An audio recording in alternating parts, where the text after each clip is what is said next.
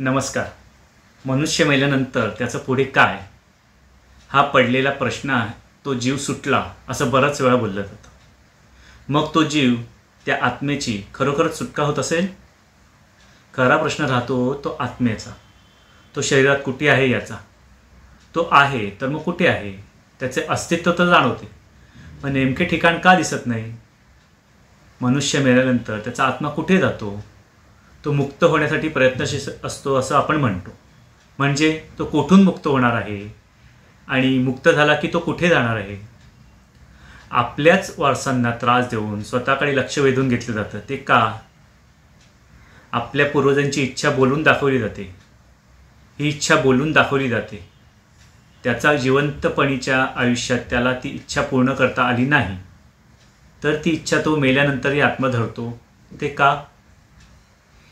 आपल्या मागे जर एखादी प्रिय व्यक्ती असेल तर तिच्यासाठी अडकणारा जीव त्या व्यक्तीभोवती का घोटाळत राहतो? अपंग असणाऱ्या आपल्या अपत्याभोवती मेल्यानंतरही घुटमळत राहणारा जीव हा जाणवतो. तो का? मग इतकी जागरूकता आहे, पाप पुण्याची जाणीव आहे, तरीही एखादी अशी घटना का घडत असावी? कोणीही पाप करतो म्हणून कोणती गोष्ट करत नाही. पाप पुण्याच्या या संकल्पनेमध्ये मग आत्मा कुठे बसतो आणि त्याच्या मुक्ततेसाठी का धडपडावे? पडणारा प्रत्येक प्रश्न आणि त्या प्रश्नाचे गांभीर्य या दोन्ही गोष्टी बरोबर अनाकलनीय उत्तरे आहेत असे आपण म्हणतो. तसे ही उत्तरं अनुत्तरणीय नाही आहेत. जी उत्तरं आहेत ती मात्र आपल्या सर्वसामान्यांच्या बुद्धीपलीकडली आहे. याबद्दल खूप ठिकाणी वर्णन केले गेले आहे. सर्वात चांगलं वर्णन गीतेमध्ये केले आहे. पाप कोणाला म्हणावे आणि ते मग आपण का करतो याबद्दल कधी एकमत होत नाही. या सर्व गोष्टी असल्या तरी आपण पाप पुण्याच्या गोष्टी करतोच. वैशिष्ट्य म्हणजे या गोष्टी सर्व थरातील मनुष्य करतो. एखाद्या व्यक्तीचा जन्म फार गरिबीत झाला आहे असं आपण म्हणू. मग इथे येणारी गरिबी या शब्दाला निव्वळ पैसा हा अर्थ राहणार नाही. कारण गरिबी या शब्दावरती अनेक अशी कारणं आहेत की जी कारणे या परिस्थितीला चिकटतील. उदाहरणार्थ, एखाद्याची आई मरेल, वडील मरतील किंवा अन्य काही घटना घडेल की ज्याने त्या जीवाला ते सुख ते पारखे होईल. म्हणजे त्या सुखाच्या बाबतीत तो व्यक्ती गरीबच राहिला. इतिहासातील अशी कित्येक उदाहरणं आहेत की जी आपल्यापुढे सतत येतात आणि याचा आपण आपल्या जीवनात मार्गदर्शक म्हणून उपयोग करून घेतो. मृत्यूनंतरचे जीवन कसे आहे आणि त्या जीवनामध्ये काय होते याचा विचार हा महत्त्वाचा होतो. आणि याच विचाराचा महत्त्वाचा दुवा पाप पुण्य ठरते. कोणत्याही प्रवासाला निघताना त्या प्रवासाची तयारीही महत्त्वाची. जितकी तयारी चांगली तितका प्रवास सुखाचाही गणित लक्षात ठेवले की याचे उत्तर आपोआप मिळते. प्रत्येकाच्या प्रारब्धात काय आहे याबद्दल ज्योतिषशास्त्र बोलते व जाणून देते. ज्योत म्हणजे प्रकाश देणारा, मार्गस्थ करणारा. मग याप्रमाणे जिवंतपणीच जीवनात मार्ग दाखवणारा, तसा मृत्यूनंतरही यांना मार्ग दाखवणारे कोण याचा विचार हवाच. आपल्या ज्योतिषशास्त्रामध्ये याचाही विचार केला गेलेला आहे. त्या विचारासाठी त्यांनी नक्षत्रांची निवड केली. जी नक्षत्रे या सर्वांचा विचार करत एक अशा विस्तीर्ण गोष्टींचा विचार करते की याला मर्यादा राहत नाहीत.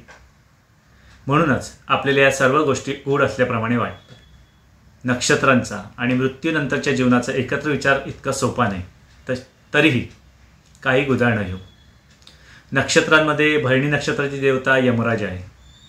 पुराणात तो मानवाचे प्राण घेऊन त्याला यमराज्यात नेतो असे भयानक स्वरूप दाखवले. पण हा पितरांचा मार्गदर्शक असून तो वैद्य अश्विनी कुमारांचा भाऊ आहे.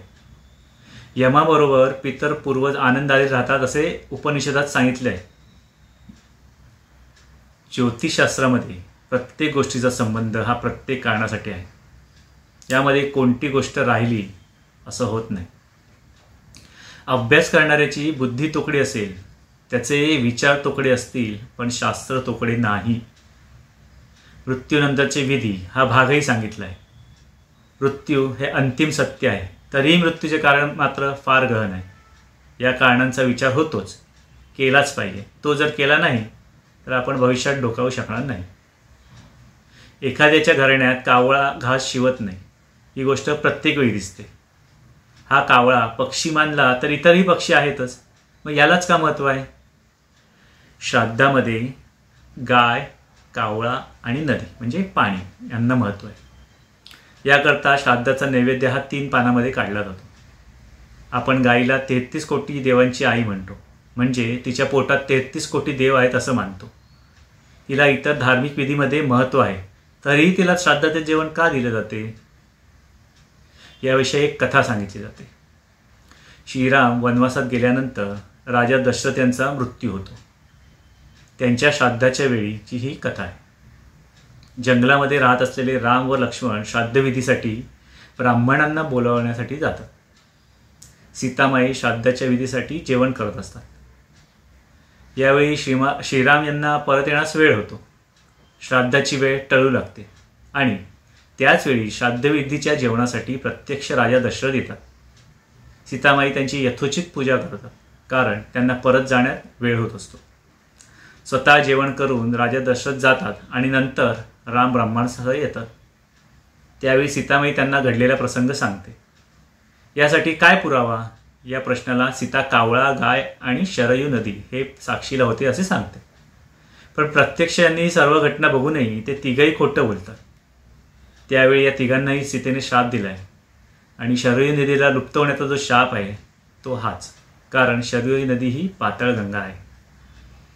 या प्रकारच्या खूप घटना आहेत ज्यांची आपल्याला उदाहरणे म्हणून देता येतील. मृत्यूनंतरचे जीवन कसे असेल याचाच तर आपण विचार करतो आहोत. तो पुढील भागातही असाच करू. धन्यवाद. माझं काही चुकले असेल किंवा चुकत असेल तर मला कमेंट करून जरूर कळवा. कारण त्यातूनच माझ्या व आपल्या ज्ञानात भर पडणार आहे. आणि तुम्हाला काही चांगली माहिती मिळाली असेल तर हा व्हिडिओ लाईक करून जास्तीत जास्त शेअर करा व माझ्या या चॅनलला सबस्क्राईब करा, जेणेकरून मला माहितीपूर्ण व्हिडिओ बनवण्यासाठी जास्तीत जास्त प्रोत्साहन मिळेल. धन्यवाद.